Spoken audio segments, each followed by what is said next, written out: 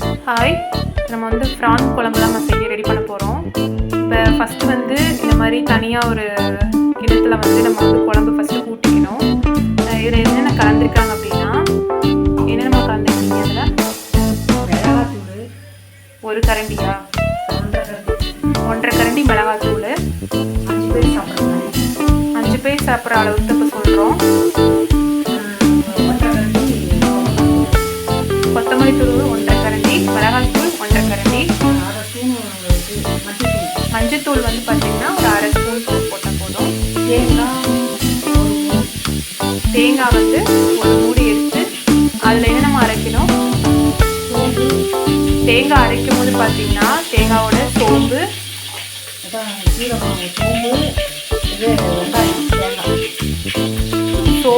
அப்புறம் ஒரு அரை ஸ்பூன் வந்து சோம்பு போட்டுக்கோங்க. அப்புறம் வந்து வெங்காயம் ஒரு எத்தனை வெங்காயம், ஒரு சின்ன வெங்காயம் எடுத்துக்கோங்க. சின்ன வெங்காயம் தான் நல்லாயிருக்கும்.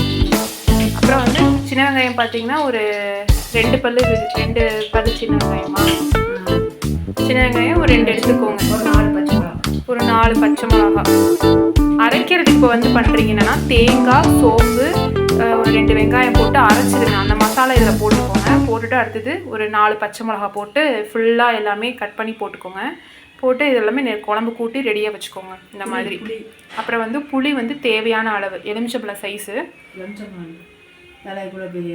ஒரு 50 கிராம் 50 கிராம் புளி எடுத்துக்கோங்க. அது ஊற வச்சு அதில் கரைச்சி ஊற்றணும். 50 கிராம் புளியை வச்சு ஊற வச்சு அதுக்கப்புறம் அதில் நம்ம வந்து கரைச்சி இதில் ஊற்றிடணும். அதெல்லாம் கூட்டி வச்சுருக்கோம். தாளிக்கிறேன் பக்கத்தில் கொண்டு. அதில் வந்து இப்போ வந்து நம்ம அடுப்பில் வடகம் எண்ணெய் ஊற்றி, கிணத்துல எண்ணெய் ஊற்றி வடகம் தாளிக்கிறோம் நாங்கள். இது வடகத்துக்கு தனியாக நான் ஒரு வீடியோ போடுறேன். வெங்காயம், கருவேப்பிலை, வெங்காயம் பொடிசாக அரிஞ்சு வச்சுக்கிட்டு கருவேப்பிலை,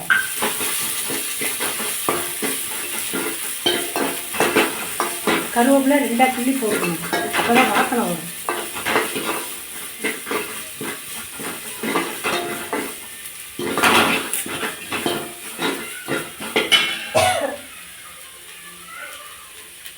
இந்த மாதிரி தனியாக வந்து குழம்பு கூட்டி வச்சுக்கோங்க.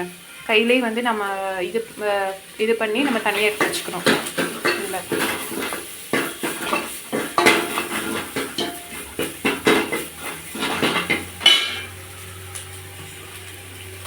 ரெண்டு தக்காளியை நசுக்கி போட்டுக்கணும்.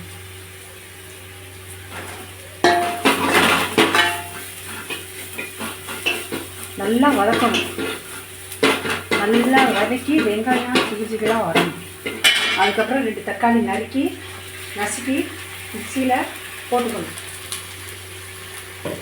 நல்லா வெங்காயம் பார்த்திங்கன்னா ப்ரௌனிஷாக வந்ததுக்கப்புறம் 2 தக்காளி எடுத்து நல்லா ஒரு அரைச்சி ஒரு மிக்சியில் போட்டு அரைச்சிட்டு அதை வந்து இதில் ஊற்றிடணும்.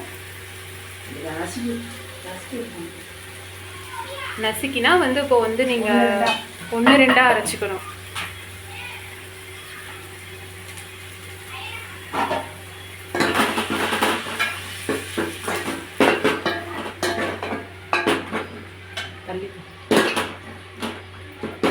பக்கத்துலேயே வச்சுக்கூடாது, வீணாத்து வச்சு போகணும்.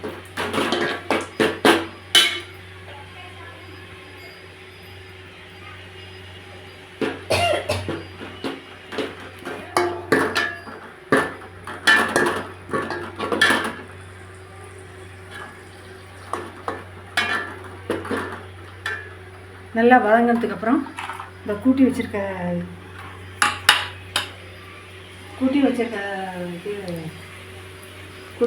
தேங்காய், இல்லை பச்சை மிளகா, தேங்காய் அரைத்த விழுது இதெல்லாம் நம்ம கூட்டி வச்சுருக்கோம் இல்லையா, இதை வந்து அதில் ஊற்றிடணும்.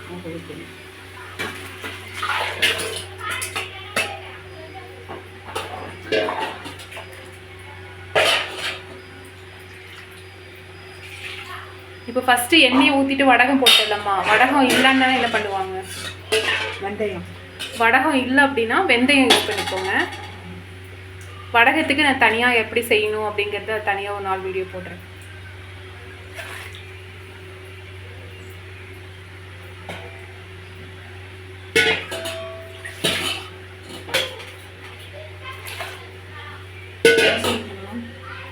இன்னும் அந்த புளி கொஞ்சம் கரைச்சி ஊற்றி எனக்கு கரைசல். கொதி வந்துட்டுருக்கு, அது கொதி வந்துட்டுருக்கட்டும். இப்போ இங்கே குழம்பு பாருங்கள் கொதி வந்துடுச்சு. இப்போ இந்த டைமில் நல்லா கொதி வந்து எண்ணெய் பிரிஞ்சிருக்கு பாருங்கள் மேலெல்லாம். இப்போ இந்த டைமில் வந்து இந்த ஃப்ரானை எடுத்து போடலாம்.